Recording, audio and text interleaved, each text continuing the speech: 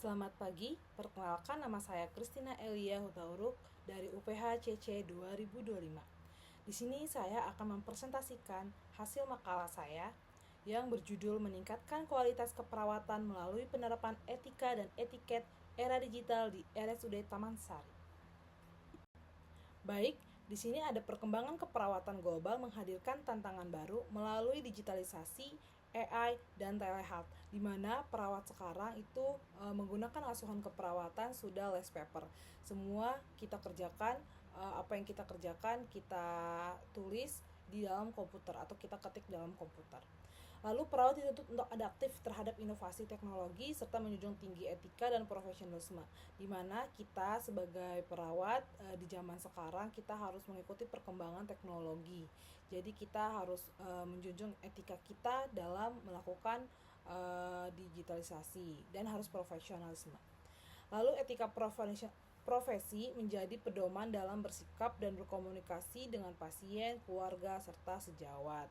Jadi kita harus punya etika profesinya untuk bagaimana kita berkomunikasi atau berhubungan dengan pasien, keluarga, serta rekan sejawat kita. Lalu ada etiket mencakup sopan santun, kebersihan pribadi, dan penampilan profesional. Lalu di sini ada manfaatnya. Manfaatnya itu adalah meningkatkan pemahaman tentang etika dan etiket keperawatan, di mana etika itu adalah prinsip moral yang absolut atau mutlak tentang benar dan salah, atau bisa memandang manusia dari segi dalam batiniah. Sedangkan etiket adalah aturan sopan santun dan tata krama yang relatif. Lalu ada menjadi sarana refleksi dan evaluasi praktik keperawatan, di mana yang tadinya belum baik jadi baik, mendorong inovasi pendidikan dan kurikulum berbasis etika, terus memberikan dasar rekomendasi kebijakan peningkatan mutu pelayanan, meningkatkan kepuasan pasien dan citra profesional perawat. Lalu di sini saya akan menjelaskan metode dengan meningkatkan kualitas etika dan etika keperawatan era digital di RSUD Taman Sari, di mana tujuannya itu mengetahui penerapan etiket dalam praktik keperawatan di dalam rumah sakit tersebut, mengidentifikasi kendala dan solusi untuk perbaikan. Metodenya saya di sini menggunakan studi observasi deskriptif analitis, di mana saya menggunakan observasi, pengumpulan data dan melalui observasi dan dokumentasi serta analisis kuantitatif dan kualitatif. Lalu di sini saya menggunakan formnya seperti ini. Berilah tanda checklist pada kolom yang sesuai dengan hasil observasi kita kepada teman-teman kita. Contoh yang pertama adalah penampilan profesional, seragam lengkap, rapih, bersih, sikap sopan dan santun.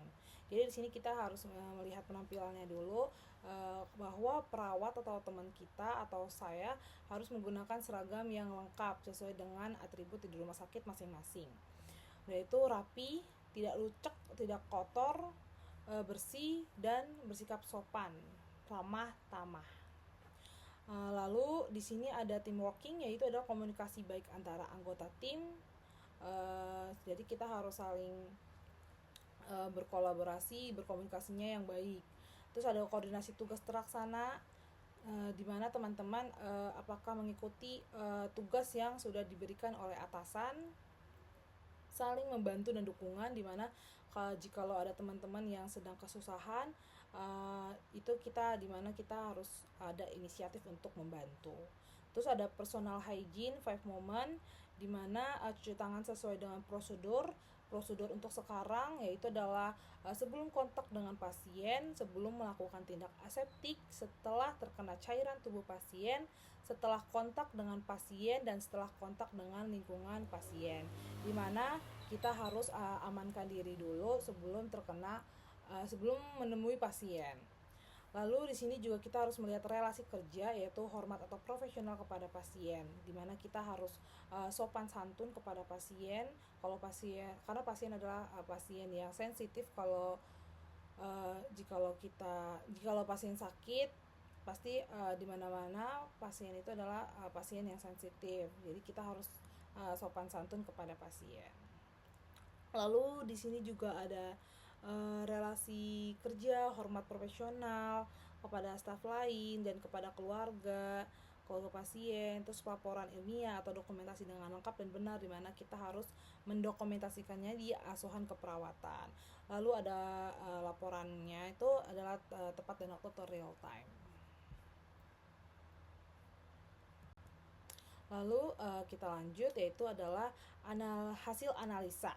Hasil analisa di sini adalah di mana kita sudah mengobservasi, kita bisa melihat adakah kekuatan atau kelemahan di dalam observasi ini, yaitu kita bisa melihat penampilan profesional sesuai dengan standar atau tidak, yaitu kerja tim kolaboratif atau komunikasi yang terbuka, di mana saling terbuka komunikasi kita terhadap perawat, dokter, radiologi, analisis, gizi, dan lain-lainnya, yaitu praktik kebersihan diri sesuai dengan protokol, di mana yang tadi saya jelaskan 5 women.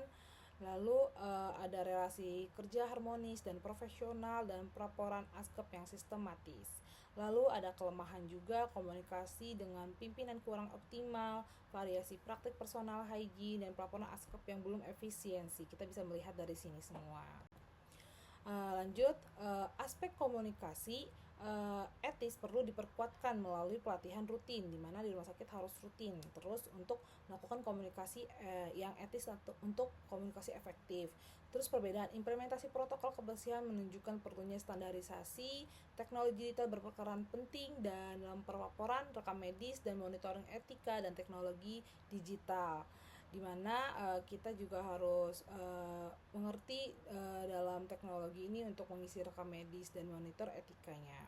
Itu komunikasi soft skill dan penguasaan teknologi meningkatkan profesionalisme. Baik, kesimpulannya di sini adalah etika, komunikasi, dan etiket profesional adalah fondasi pelayanan keperawatan, di mana kita sebagai perawat yang profesional, kita harus menjunjung tinggi etikat dan etiket komunikasi kita dan perilaku kita juga. Digitalisasi dan kerja tim intervensi memperkuat penerapan etika, dan perawat perlu terus meningkatkan refleksi diri, literasi digital, dan komunikasi etis. Sarannya untuk dalam observasi ini yang saya lakukan itu adalah penguatan pendidikan berbasis etika dan etiket, di mana semua itu fondasinya dari pendidikan. Lalu standarisasi penampilan dan kebersihan profesional, di mana kita pertama melihat itu adalah penampilan. Jadi kita harus baik dalam penampilan dan kebersihan. Pengembangan sistem pelaporan berbasis teknologi, di mana kita juga harus mengikuti perkembangan teknologi zaman ini, jadi kita harus bisa mengikutinya dan mengimbanginya. Kolaborasi kebijakan antara stakeholder, yaitu proses kerjasama antara berbagai pihak yang berkepentingan dalam sistem kesehatan, misalnya pemerintahan, rumah sakit, institusi pendidikan, di mana diskusinya bersama menyusun aturan, pedoman, dan regulasi yang berlaku. Lalu mendorong budaya refleksi dan feedback positif. Baik, terima kasih. Kesimpulannya adalah di mana kita sebagai perawat, kita juga harus bisa menerapkan etika dan etiket yang profesionalisme, berkolaborasi, dan mengikuti pengembangan zaman teknologi sekarang, di mana sekarang semua berpesat tinggi daripada teknologi, dan bisa mengatur misalkan kita perawat tidak boleh sembarangan menggunakan sosial media atau komputer untuk kepribadian masing-masing, itu jangan dilakukan. Oke, saya harap semoga presentasi saya bermanfaat. Sampai jumpa, bertemu kembali di presentasi berikutnya. Terima kasih Bapak Ibu dosen.